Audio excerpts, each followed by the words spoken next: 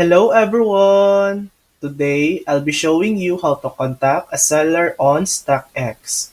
First, open your web browser and type StockX in the search bar.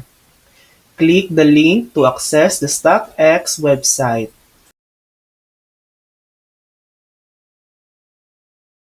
Once there, click the login button and sign in with your email and password.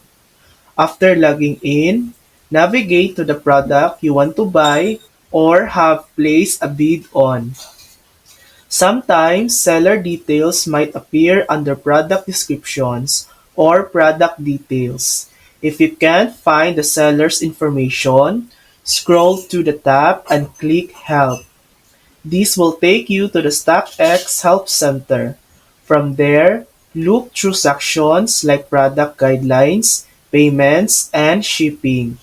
Or open the chat booth, enter your email, and type your question. You can also check your buying tab in your profile for more details about your order or seller. And that's it. That's how to contact a seller on StockX. Thanks for watching.